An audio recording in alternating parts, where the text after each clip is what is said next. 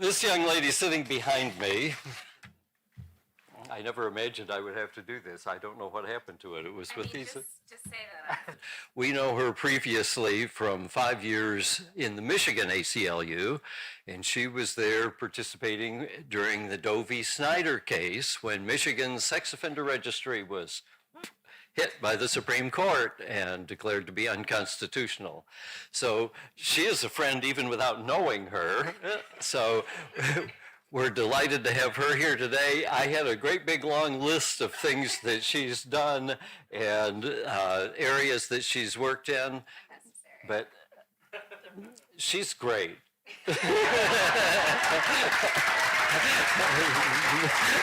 But I do have to tell you that she got her undergraduate degrees at the University of Michigan, and then she saw the light and came to the other side and got her doctorate at Michigan State University Law School. Go Spartans!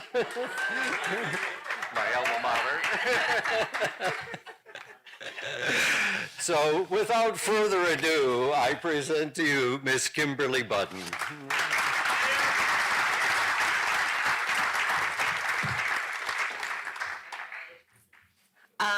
I think that needs to be the staple introduction. My bio, that was perfect. So, all right. Good morning, everybody.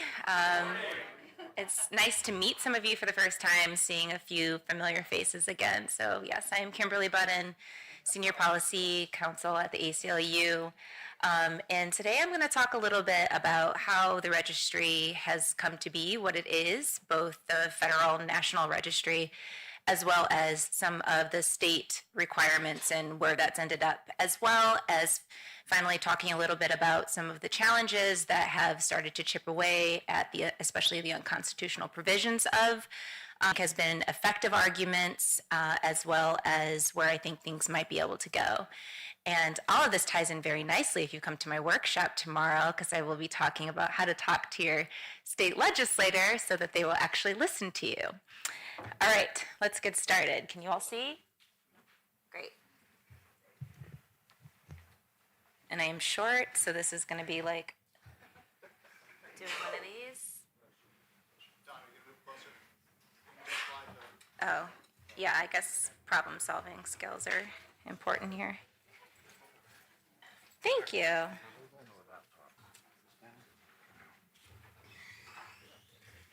This is amazing. It's just like my boyfriend. I just complain about something and it gets fixed.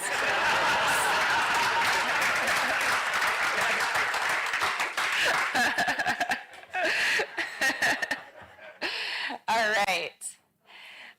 So let's first talk a little bit about some of the statistics. As many of you know, a lot of this information, a lot of you probably already know, but every state, including DC, has a public online registry that is required by federal law. Currently, there are almost 800,000 registrants on every single year, and as we know, because there are many people that are lifetime registrants, those numbers just don't seem to go down very much. This recent numbers are from 2022, are for 2023, and there was actually a 3% increase over the year prior. Of those individuals, about 200,000 of them are on the registry for actions that were committed while they were juveniles. So individuals that were children, legally children, are now on the registry oftentimes for life. The registry itself, state registries are estimated a year to run, so each state registry, which is not offset by the costs that registrants are required to pay in order to maintain compliance status. And the SMART office, which is the office that is designated to sort of hold all of the sex offender monitoring and tracking, it has provided 820 grants over the last several years, totaling over $244 million. This is just through, I'll talk a little bit about the Adam Walsh Act, but this is just through the Adam Walsh Act. This is not funding that also goes to support the implementation of the registries. And then, as I mentioned before, about 3/4 of registrants are on there for life with no path off. So how did we get here? This is the federal timeline. Obviously, every state has its own legislative timeline. So federally, we start in 1994 with the Jacob Wetterling Act. And sorry, this is small for me. And this particular act was the one that actually started to require registration for anybody that was convicted of a sex offense. At the time, what was required registration was a much smaller list than what it is today. I know everyone's like, yeah, no kidding, right? Yeah, I'm like preaching to the choir here. So then a couple years later is when we get Megan's Law, the sort of first Megan's Law, which is where law enforcement was then required to make all of this information publicly available. Next, we got the Pam Lickner Law, which required states to report any registry information immediately to the federal office in order to be in compliance with federal law. And then in 1997 is where we started to see more and more appropriations compliance to different types of receipt of federal funding. This also added several state requirements around state reporting requirements, which then required states to ask more reporting requirements of registrants. And then in 1998, the Child Protection Act was the one that actually directed the BJA, the Bureau of Justice, to carry out what was kind of the precursor to the SMART office in order to actually specifically help states come into compliance. And I'll talk a little bit about what compliance looks like and what. So that's just the 90s, right? We hop into the 2000s and we get the Campus Sex Crime Prevention Act, which required anybody that was working or attending a college university to notify their university that they were on the registry, and then for those universities to publicly report that information to the federal government. In 2003, we had the PROTECT Act, which required states to, sorry, my computer's doing a weird thing, which required states to maintain, that might seem pretty common now, but of course at one point in time, everybody wasn't online. So this is the act that actually required states to put a website together, and then the feds had a website that linked to all of the state websites. So just again, making this information more public, more easily accessible by individuals of the public. 2006 is where we started to see one of the biggest changes in the registry, which many of you are probably familiar with, which is the Adam Walsh Act. And this is the act that established the tiering system by crimes, as well as lifetime registration for many individuals, the registry as we know it now. So when I talk about the federal law, I'll call it SORNA. I know a lot of states have their own state laws that are SORA, et cetera. So when I'm talking about the federal law and I say SORNA, that's what I mean. So this is what really established like the meat and what we know as SORNA now. The KIDS Act then required the collection of internet identification information. So that's email addresses, social media, any websites that are maintained by somebody on the registry. But it also did prohibit the disclosure of that information to the public. That military Sex Offender Reporting Act required specific reporting from the military of any individuals that were accused or convicted of a sex offense. And then in 2016, we see the International Megan's Law, which required pre-notification of any international travel by an individual that is on the registry. So in the period of basically 20 years, we saw the registry completely expand. It blew up.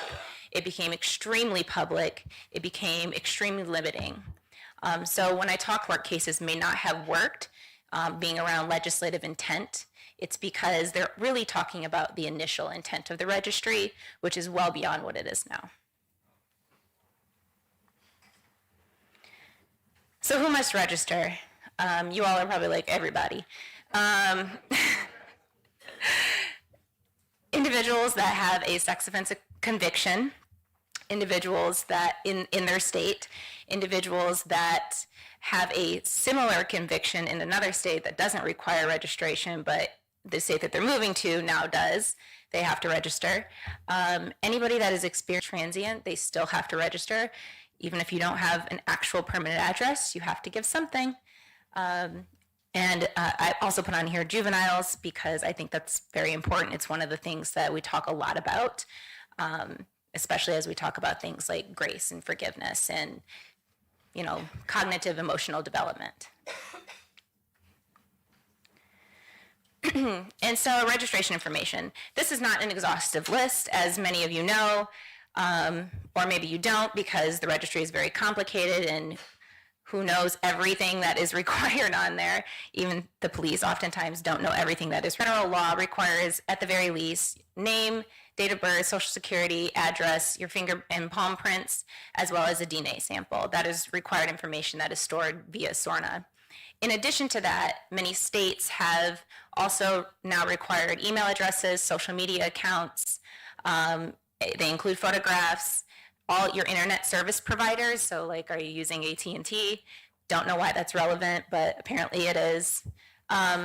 Physical descriptions, phone numbers, the name and address of your school, your employer, any documentation if you've received any mental health treatment. A child has a vehicle that is in your name and they live someplace else, that address has to go on the registry. Any and all professional licenses, your license plate number, and in some states, local contacts that you may be associated with. Excuse me.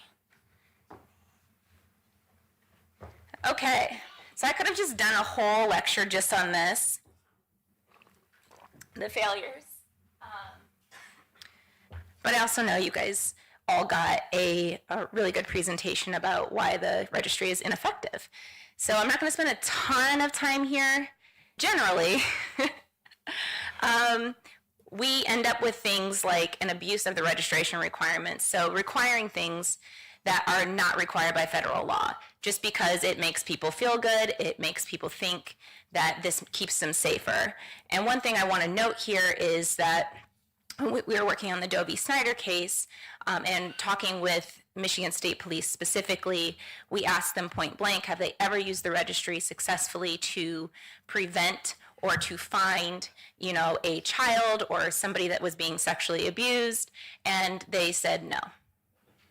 It's never actually been effective for that use. So again, knowing that and then still over-including registration requirements, the two things are not technically adding up. I talked a little bit about the over-inclusiveness. So it includes individuals. This is a conviction-based, most are conviction-based registries. So this is not a threat-based system. This is not an analysis of individuals that people are concerned about reoffending or offending again for the first time. This is just, it's over-inclusive. It includes individuals that have no longer technically considered convictions. So they've done a probation program, they've got deferred action, it includes juveniles. So certainly there's an over-inclusivity part of it.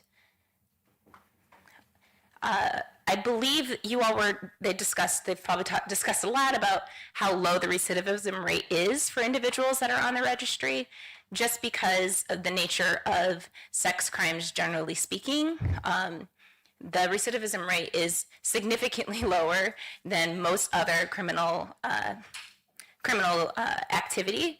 It's lower than murder rates. That we have chosen to continue to track and monitor individuals for the entirety of their lives, based purely on sort of public fear and shaming. And so all of this leads to the fact that these are just really counterproductive laws. They actually can increase recidivism rates because they exclude people from housing and employment. They strip away families. And I'm going to talk a little bit about sort of the exclusion zones and how that plays into it as well. It obviously increases ostracism and stigmatism, and it diminishes the likelihood into society. We know many studies have shown that the biggest contributor to successful reintegration and lower recidivism rates is directly tied to having access to housing, employment, and family. and the registry directly restricts all of those things. So again, homelessness, unemployment, the geographic exclusion zones, which I'll get to in a second, and then this concept of vagueness. I don't know how many of you have actually tried to read your state registry laws. Don't. Someone that does this for a living, they are sometimes hundreds of pages. They are extremely vague. This is something that somebody made up based on probably another state. There is language in there that you're never going to be able to understand what it means. Every person is going to interpret it differently, which is one of the problems. So there's things like you must register a car that you routinely use. What is routinely? If I use my mom's car once a week to go, to work, what does that mean? What does routinely mean? What does regularly mean? A lot of state registries also have prohibitions around loitering, which ties into the geographic exclusion zones. And that concept of loitering, which is just standing around in some place, loitering, most states don't actually have a definition for it. So you will be penalized and arrested and violated for something that nobody actually can define. So speaking of vague and impractical, sorry y'all, I'm pregnant, so I'm like, I'm hot, I gotta pee. Okay, overshare, my bad. Okay, in case everyone's like, why does she keep touching her stomach? No, I'm hungry, it's just like a lot going on right now. Okay, geographic exclusion zones. So geographic exclusion zones are built into pretty much every single registry. And what they are is, in law, it says that a person that is on the registry cannot live, work, loiter within a certain feet from a school building, a park, any place where children are gallivanting around. And so this is problematic because, people live places and walk. And I don't know about you, but I don't walk around with measuring tape. So it can be very difficult to figure out what is 1,000 feet from the door of a building, or is it the door? Is it the school property line? Because we all just had those memorized. Is it, I'm really sarcastic, I'm sorry. But these laws are created without thinking about, practically speaking, how they're going to be implemented, how a person is actually supposed to be able to comply with it. So this is a graphic of the exclusion zones in the city of Grand Rapids, Michigan. As you can see, a majority of the city is off limits. All that blue stuff is off limits. You can't live there, you can't work there, you can't walk around there for more than 4 seconds. Like, where are you supposed to go? So if your family lives there, if your employer, your previous employer lives there, lucky if you can find somebody that is willing to employ you, you're going to probably have to live significantly further out, travel more, and I don't know about how many of you live in the Midwest, but snow is a thing, so it makes life difficult. Here's one of Richmond County, Georgia. Again, the blue, off limits.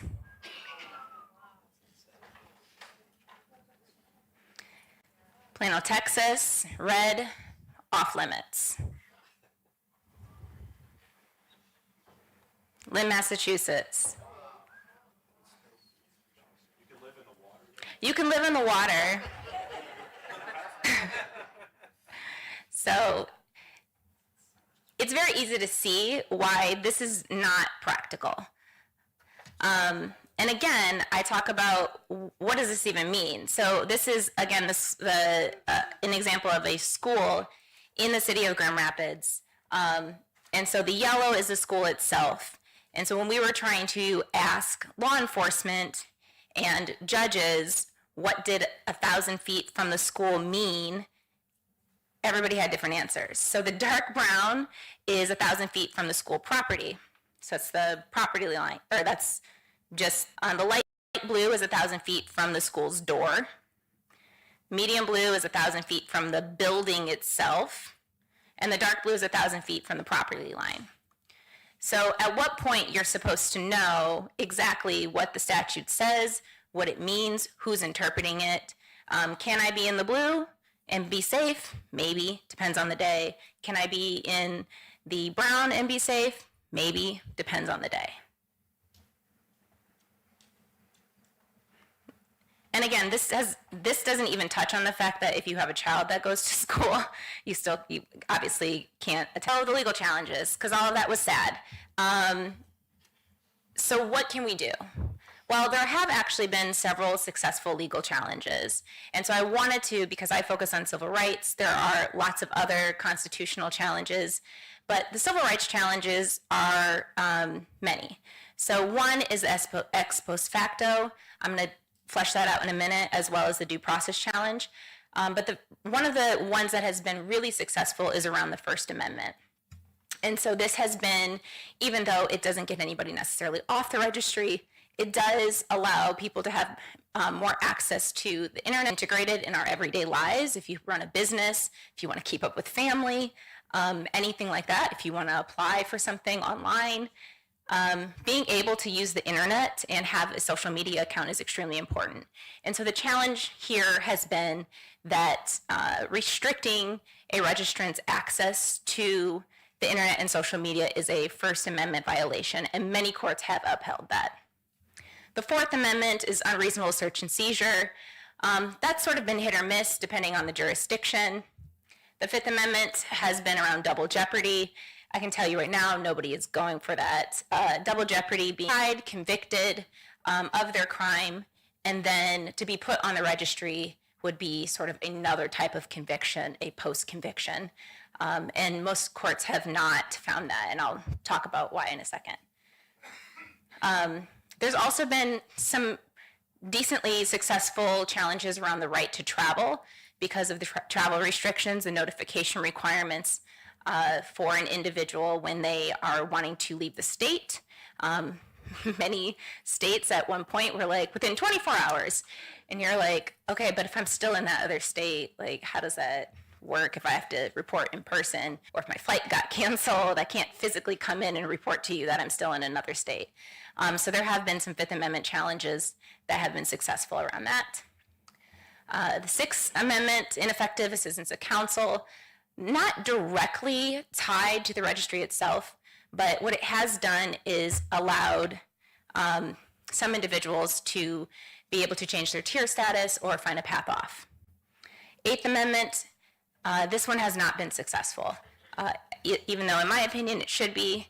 It's the cruel and unusual punishment provision. I still think everybody should keep saying no, but absolutely, unfortunately, most courts have not found the registry to be cruel and unusual punishment because most courts do not consider the registry punishment. I know, laughable. And then finally, the 14th Amendment has also been pretty successful around due process and equal protection. Okay, so I mentioned ex post facto. So like, what does that even mean? That is the provision in our Constitution that says a criminal penalty cannot be applied retroactively or after the fact to somebody and has their punishment. If the law changes, you can't then go apply the new law to that person. It can only apply to people moving forward. Unfortunately, when our registries were created, they just decided to kind of try to ignore that because, like, who cares about the Constitution, right? So I do. There has been a lot of debate and disagreement around the retroactive sort of application of SORNA. And many courts have found that it violates the U.S. Constitution, the ex post facto clause. Most have also held that, but there are still a lot of as a regulation as opposed to an actual punishment. And so that has been the way that they've kind of circumvented a lot of the constitutional protections that come for individuals that are on the registry.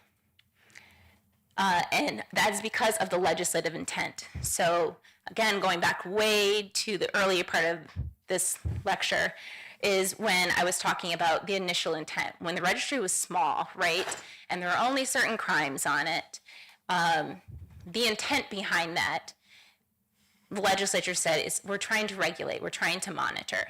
Because of how much it has expanded, we know that original intent. And so the courts have not quite caught up with the simple fact that at a certain point, something has evolved way past what it was initially, and we have to reevaluate what that intention is. And then finally, I think I mentioned this, but there are several state courts that have held that the retroactivity of their other state sex offender registry is unconstitutional. And there's a few listed here: Michigan, Tennessee, Nevada, Alabama, Indiana, Maryland. Yeah, Alabama, I know, right? Alabama. I'm sorry, y'all. New Hampshire, Ohio, Pennsylvania, Minnesota, New Jersey. That's how I feel like when Texas does something good, and I'm like, come on, Michigan. Like, Texas got it right? No way. Okay. I'm about to get canceled.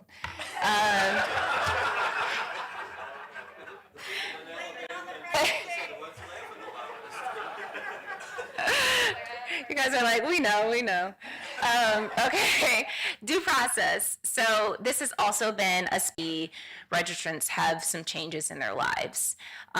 So some of the things that we have challenged successfully in various states are simply the requirement to register. So this is either juveniles or individuals, like I mentioned, that have expunged convictions, have had instances that are not technically considered a conviction under state law. The classification and tier status. A lot of states are trying to work on changing this, again, from a conviction-based system to more of a threat-based system, which is, sorry, David's just my friend. All right. Public notification requirements, things about what actually constitutes a sex offense. I know this has been talked a lot about quite a bit. What is a sex offense and the things that fall under the necessity to register. Things like, there are individuals who robbed some place and there were children that were there, and so they got a kidnapping charge, and now they're on the registry for life. Or there are various things that are not necessarily sexually related that can land an individual in having a right to raise your children. As we talked about before, being on the registry makes that difficult. If you can't go to their school, that can be really hard. Or if you can't work, these are things that are important to everyday life. So being able to have the right to bring up your children and to engage in the common occupations of life is what it's called. That's just the right to work, right? Then also having extremely harsh and oppressive retroactive legislation that sort of falls into the ex post facto clause as well. And then can get relief, and some have been individual cases where one person or two people was able to change their tier status or get off the registry because they were able to utilize some of these arguments. Just a couple of notable cases, just shout out to Doe v. Snyder. So again, that is the Michigan case that challenged the 2011 SORNA amendments, which were the tiering system, the reporting requirements, and the increased penalties. That case, it exists, as well as the Packingham case. And this is the case that really sort of started to flesh out that First Amendment argument that I was talking about. So things around internet, whether or not you have to provide your internet identifiers, can you have access to the internet, things of that nature. I know this is probably like really small because it was really small when I was writing it. And I was like, I can't read it, so that's fine. So I'm not going to read it. But there's been a lot of recent litigation. And these are all within the last 2 to 3 years. We've seen litigation sort of come, again, pushing that sort of civil rights component, either the First Amendment, a due process challenge, And most of the courts have, at least most of the federal district courts, have found in favor of the registrants. The problem is then when we get to the appellate court, and they're usually like a little not friendly. So we are currently seeing litigation continuing. Again, it's very difficult to file class actions because sort of the most important piece to starting to dismantle the registry has been proven to be a bit challenging. Okay, so legislation. This is my bread and butter, and sorry I'm not doing better at this.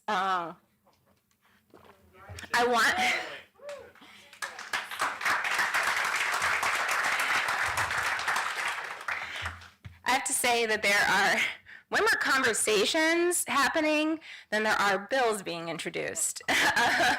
So in 2020, as a response to the Dovey, started off really good. We were, as most things do, you know, there were we were really revisiting not just the unconstitutional provisions, but really talking a lot about how do we use this in a way that is actually going to be helpful to law enforcement and not hurtful to everybody around that's on the registry and their families. And so that was really the conversation. And then the Attorney General got involved and the prosecutors got involved, and it just sort of fell apart. And so some good things that it did do, it did eliminate on the registry can attend their child's school events. So that is still not allowable unless the school has an explicit policy that allows for that. It does now also require that the prosecutor prove that a violation was willful. So this is important, right? Because we know that there's a lot of words in the registry that who knows what they mean. We have different definitions of them. Law enforcement doesn't even know what it means.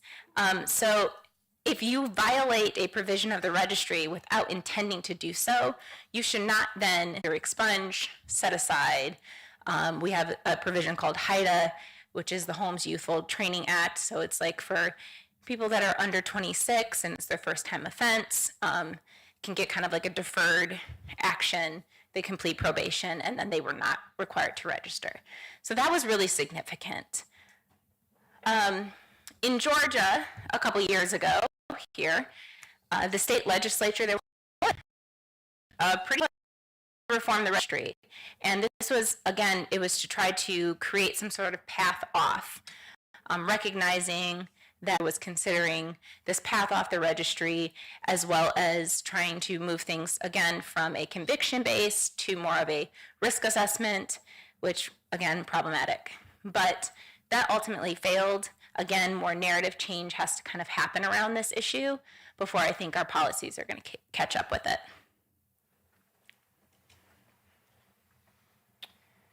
Okay. So I want to talk, this is like, I've just spent so much time just doing this. My boyfriend can attest to like how many hours I was just sitting on the plane just going through like, so interesting. He's like, uh-huh.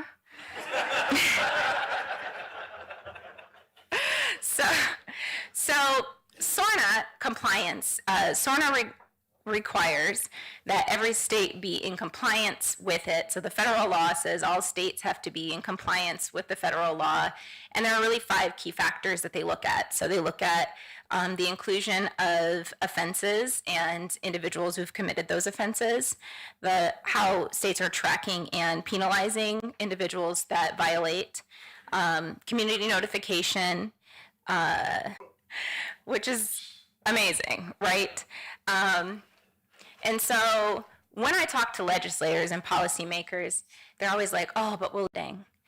And I'm like, but the map says that other people are definitely not in compliance. So they're like, well, no, but we don't want to lose our funding. We don't want to lose our funding. And so I was like, well, are you going to actually lose that? So I looked, and SORNA actually has a provision in it that specifically says that if a jurisdiction is unable to substantially implement these provisions because of a demonstrated, if your state says this is unconstitutional, you don't have to do those things, and you're not going to lose your funding. But I guess nobody else has read it, because everyone was shocked when I said it. I was like, but the court said that this was unconstitutional, so they're not going to let you lose your funding. Also, I was just reading yesterday that apparently you could just apply to reallocate the funding. So anyways, I'll show you why that's interesting. Because no one's lost their funding. Many of these states are getting more money, which is fascinating to me. I just picked a couple that have no compliance, some that have only comply with one category, some that comply with most categories, but you can see that the federal government is not significantly reducing any state's access to funding simply because they're not fully compliant with the federal law. So that is a fun fact to take to your state legislative meetings. Let me know if you need this chart. Florida's not on there with work. Just Tell me how to get this, because I would love this. absolutely. Yes, I can definitely show you. All the tabs are still open on my computer. We can go through it together.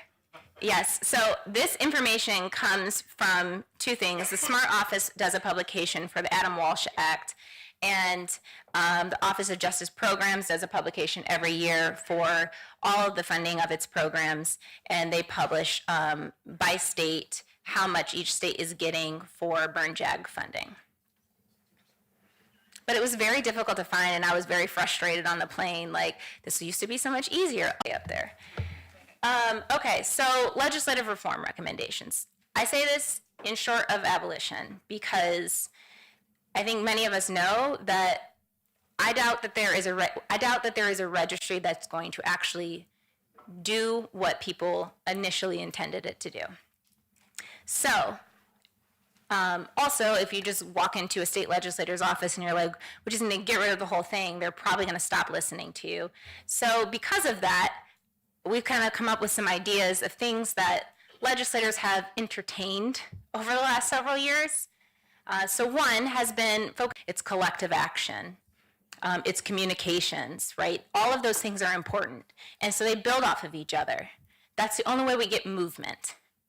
And so when we are focusing on states and provisions that have been deemed unconstitutional, either in your state or a neighboring jurisdiction, try to see if we can start to eliminate those. So things like the geographic exclusion zones. Those maps are extremely helpful to put context to it. If someone can see you're not able to live, you're not able to, as we did in the Michigan law, clarifying that people cannot be violated and then charged with another crime for something that they didn't intend to actually do. So adding intentionality behind that. We don't want to be penalizing people for making mistakes, for making errors, especially when the people that are implementing these policies don't even have the same definitions. You want to simplify the reporting requirements. Please, God, simplify the reporting requirements. Again, remember when I was showing you all these, we live in a day and age where most people communicate via text message.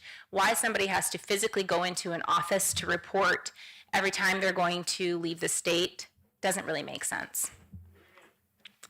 Removing things that really shouldn't be on there in the first place. So deferred action, individuals that are juveniles, things that have been expunged. All of this is it's low-hanging fruit. It really is. And legislators are willing to entertain these conversations. They're open to talking about them. You may not get everything you want, but we can start getting something. There are several states that do still have a petition process in place. It is very complicated. It involves a lot of people, a judge, a prosecutor, this third judge over here, his cousin. So we need to simplify that process. We need to first create the process, simplify it, and as we're thinking about the petition process, then we can start to then move people from both petition to automatic removal. Establishing a central local agency to assist with compliance. Again, this is because you go to police station form and very clear rules. It would also be great if the police officers maybe read the law too. But that's exactly that part. You said it, I didn't say it. Okay. Removing automatic rearrests and incarcerations for technical violations. There is a ton I could talk about there. There's a lot of due process issues with that. Obviously, there is a very detrimental human impact to when somebody is rearrested, what that does to their family. Legislators have entertained. And so this is really an incremental step. And the reason I say that is because we get into that term, what is a risk? And who is determining risk? And who's creating the tools that determine something is a risk? And that becomes very tricky.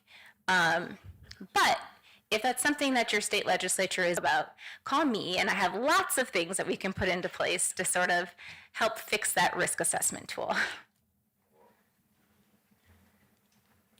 All right, so what are the next steps here? The thing that we're really focusing on right now is simplifying requirements, paring those down. The next question we've been asking is for people to really think about what is the purpose of these registries? Is all of the money that we're spending on them actually worth it? How could it be better spent? A fraction of it is what goes to things like restorative justice programs, mental health treatment, education programs. Millions of dollars are being poured into this. And as I've mentioned before, law enforcement has said, I don't know about every other state, but several law enforcement offices have said that this tool, it just exists and it's not actual. And then finally, we really need to make sure that we're pushing back against more registries. This is just, it's the thing right now. People want to put domestic violence registries together and child abuse and neglect registries. And they oftentimes mirror what the sex offender registry looks like. And they may start small, but then they always grow. So we continuously are seeing that. And so at the end of the day, we really need to start focusing on the narrative change here. Your own impact stories, the stories about how this registry has changed your life, your family's lives, your neighbors' lives. Those I've done this a couple of times. All right, and so that's it. This is how you contact me. I am open to questions.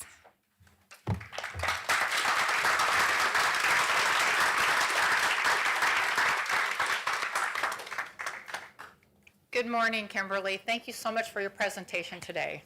My name is Janice Spellucci. I'm a civil rights attorney in California, fighting the good fight here. Yeah. And I want to invite you and ACLU to join an event we're going to have next year. This is not an ACSOL. Oh, nice. And okay. so when you mention ex post facto, I know as a practicing attorney, a litigator, I get that decision crammed down my throat. Yeah. Case after case after case. I spend a lot of time in federal court, and that's, I know you mentioned, ex post facto is not a winning argument in a federal lawsuit.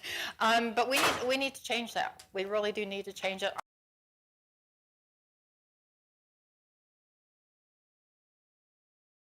Because we're going to have a huge change, as you know.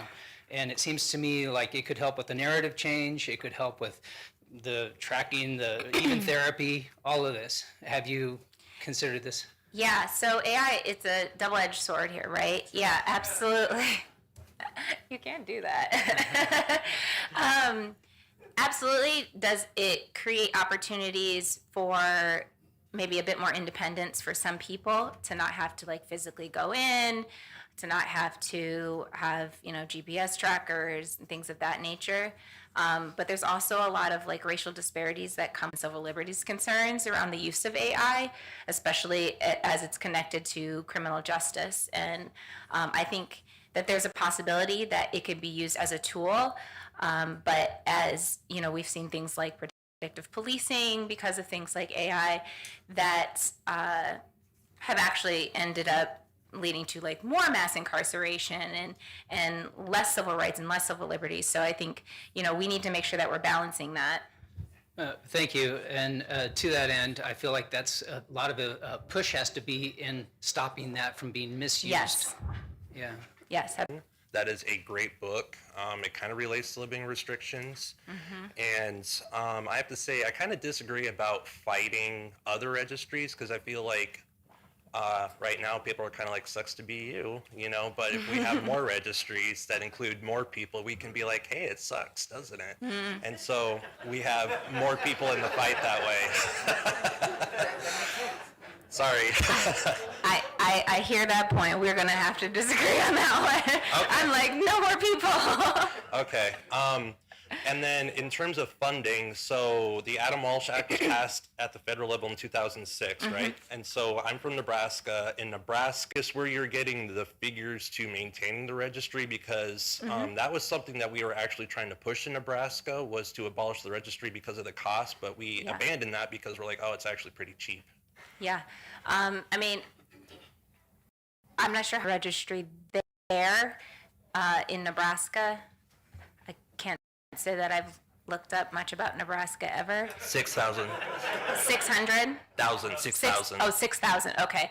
So in states like Michigan has the fourth highest, largest registry. There's 44,000, right? So obviously those costs are much more significant. And in compliance, many of them have created entire units specifically designated to the Sex Offender Registry. So it's an average across the board. And so this is from initial implementation to full compliance. That's generally what the cost is. I'm sure that there are definitely registries that cost much less. Okay, and a couple more things really quick. So Nebraska doesn't register juvenile, so I know that we're considered That's good. non-compliant, but then the law, Yay! we're substantially Non-compliance. compliant. Yeah. If a law is unconstitutionally vague, it's unconstitutional, right? So why are there Correct. not more constitutional challenges to these vague laws of the registry? Yeah, because they're hard and they cost money, and no, honestly, and that's really it. They're difficult. They cost money. Finding the right individuals to come forward is difficult. And getting a judge to agree. I mean, you have to. There's a lot. We had to present a lot of evidence in order to show like this was vague, which is crazy, right? It's like, how do I show you something showing things like how people had been convicted based on the same language, but it meant something different in each of those convictions. So it just takes time, and it really does depend on like the judge, the jurisdiction. A lot of times you won't get it past the federal district court because they're like, oh no, well that word is used somewhere else in state law and it means this, or there's a general definition of that word and that's what we should apply to it, so it's not vague. It can be difficult. It's incompatible with the Americans with Disabilities Act. There's there could be blind registrants out there who don't have the means to fill out their annual verification forms on their own, and when they rely on others, there's a risk if the other person is not filling that form out accurately. Absolutely. Could they be in violation? And then my second question is about you mentioned people with expunged convictions don't need to register in Michigan. I hope I got that right. What would the process be for someone with an expunged? And I think more and more attorneys are trying to get creative by bringing in things like the ADA as a mechanism of challenging the registry, right? I think it's a great idea. I've seen it done for probation and parole requirements.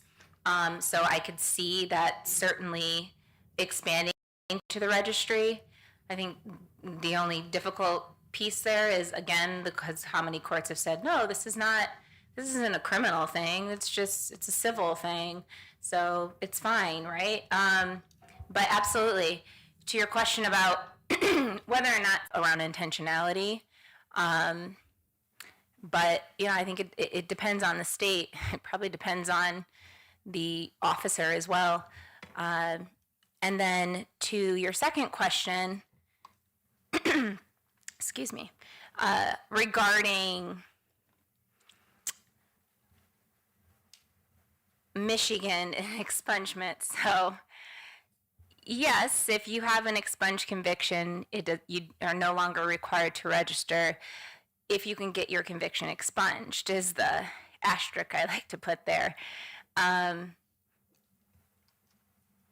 you all would probably expect, are not eligible for expungement or may be eligible way down the line. There is a petition process. There's a whole website that says specifically which convictions are eligible. If you were coming to Michigan, you would need to reference that list specifically. I do believe the expungement law there. I'm not entirely certain, so I don't want to misspeak, but I do believe the expungement law did not include offenses that were in other states, though. So I don't think you can come to Michigan, get an offense from another state, Slides that said that New Jersey considered retroactive use of the registry unconstitutional. as to some specific individuals, Okay. not a class action. Okay. Maybe I should talk to you later about it because my conviction was back in the 80s, but I'm still subject to the registry. Yeah, let's talk. Okay. All right. Thank you. That was so easy.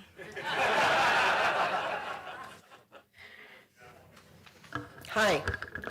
Hi. Are you bringing that down because I'm too short? I was in Washington to visit and speak with the people there. They said, remind me again what state you're from. I said, Florida. They all started to laugh and said, Florida's not compliant with SORNA. They're SORNA on steroids. So, they even recognize that what's happening in Florida is totally insane. Yeah, you guys are just doing your own thing down there. Like with everything, you're just... I don't even, at this point. Come to Michigan. Yeah. My question, you said about legislative intent. Yes. Excuse me. I know. Government as a whole, or I don't know if it has to be state by state or whatever, because I'm hardly a legal expert. But if a policy is on the book, so to speak, I don't know how else to, you know what I'm talking about, though. If we have a policy in place or a statute in place, and it doesn't meet legislative intent after so much time, why is it that it gets to remain there? There should be like a way of reviewing this stuff, and if the legislature cannot prove that these policies have done over, I don't know if it's 5 years or it's 10 years or whatever, that remain Yeah. and hold so much of the U.S. population hostage Yeah. to things that don't work. I agree. It would be great. So how do we think? And that's like Absolutely. I think about that every day. When I wake up, when I go to bed, I'm constantly thinking about why don't they just do things that make sense? But is there a way to challenge that? So the real answer is, without the sarcasm, is that legislative intent is, we sort of assume that is valid in law. And most court, that is a really hard burden to prove, because the legislature doesn't have to do anything. They can just say, this is our intention here. It takes decades. I mean, think about the civil rights movement and anti-discrimination laws. It takes decades of information and people like you coming and saying, this is the impact, this is the impact. And now you all know this is the impact. We've got studies that show it. You've heard stories that show it. You've heard law enforcement say they're not using this. And it is exhausting, right? And the problem is that we're doing that. Legislators are politicians. They're pandering to what they think the people want. So until we have helped convince people that big issue here, right? What the public thinks they need and how they think they're being kept safe. What is our definition of safety? Like, we're talking about, everything's got so many layers to it, right? We're talking about dismantling and reimagining what does community safety actually mean. And if we have to start there, because we're not going to get to the new feelings with facts, and that is extremely difficult. So it's the narrative change piece that continues to have to come, and that is supported by the underlying, data and research and all of that. And unfortunately, it's a long game. We're still at the beginning of it. We've actually had a win in Florida. Our guys can now report like vehicle changes and stuff like that online. We Love won it. our Northern District case, yeah. We'll take it. Job and housing, all that good stuff. So here, one of the biggest challenges in Georgia, and I'm sure in a lot of other states, is housing. And I'm glad Charles asked that question, because my question also talked about folks who are disabled, particularly folks who are elderly. What does ACLU or yourself foresee being some type of action to go against the challenge in the housing restrictions? Again, not just for anybody, or even requirements. They don't even send you, like, for instance, you got to report on probation, you got a court date. They don't even tell you got a court date. There's just no place here in Georgia. Nursing homes won't take you if you're on the registry.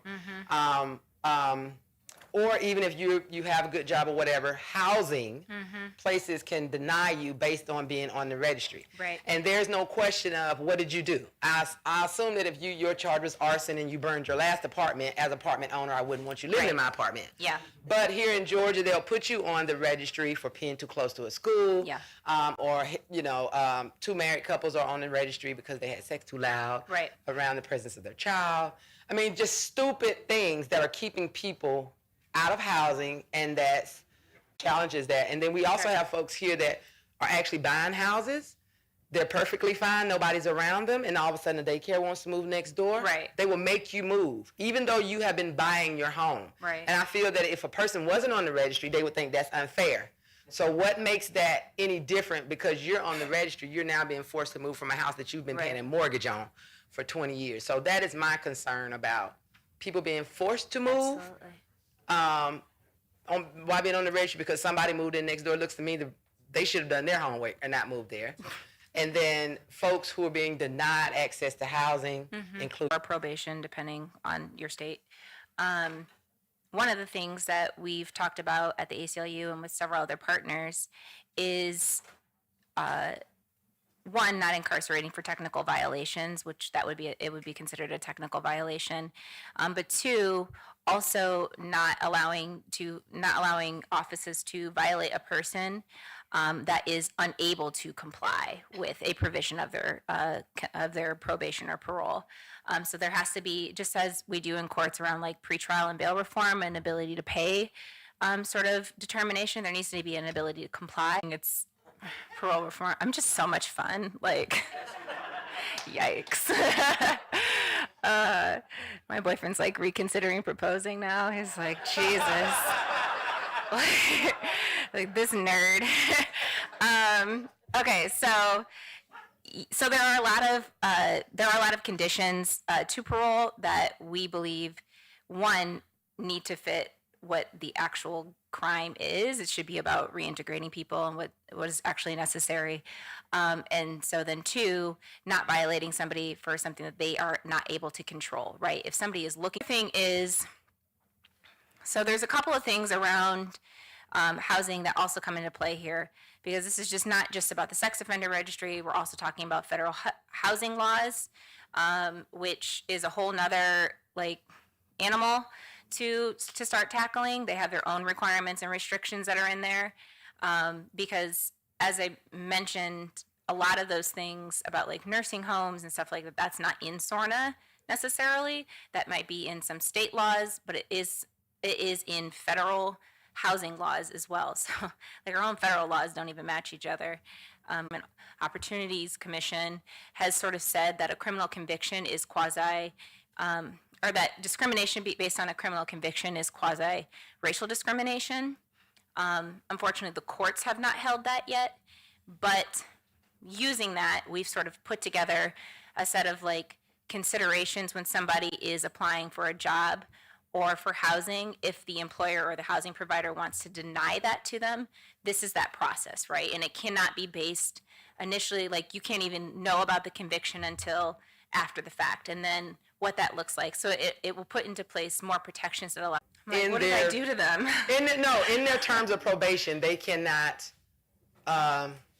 associate with other folks on the registry. Yeah. However, I think peer mentorship is one of the biggest things that helps with treatment and support. So is that something that they can challenge? Because whether it's going out to dinner with 3 or 4 friends, whether it's going to fearless support groups, coming to stuff like this, I think this would have been information that they actually would have needed to help them.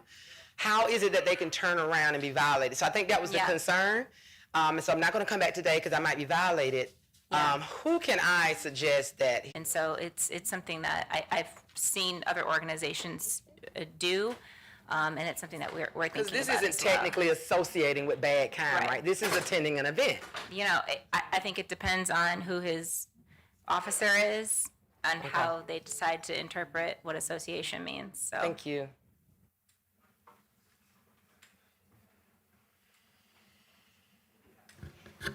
Hi. Hi. I wonder if there's any thought of challenging the sentences that are being handed out. This is pre-registry. Yeah. Just what's happening in the court thing itself. Yeah. I think less action around like litigation. There's, I think, tons of advocacy groups that are caps on sentences, which is really, I mean, it's very difficult because most states are adding new crimes and sentence enhancements every single year. So it's kind of difficult to start getting to the point where we're able to, you know, really start reducing. I think I have time for one more question. So I have a comment and then a quick question. So the comment is, first of all, your presentation was incredible. And I know, you know, today you're with friends, but I think out in the world when you're doing this, there's a lot of even, you know, less.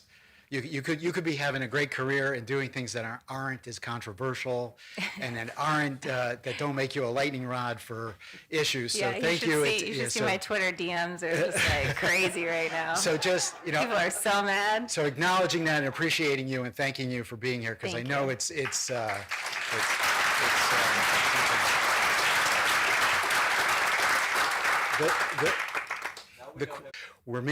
if we make the registry a little easier, does that ultimately make it harder to dismantle eventually? And we know that we want to end it, get rid of it, and be as loud as we can to say stop, you know, end the registry, right?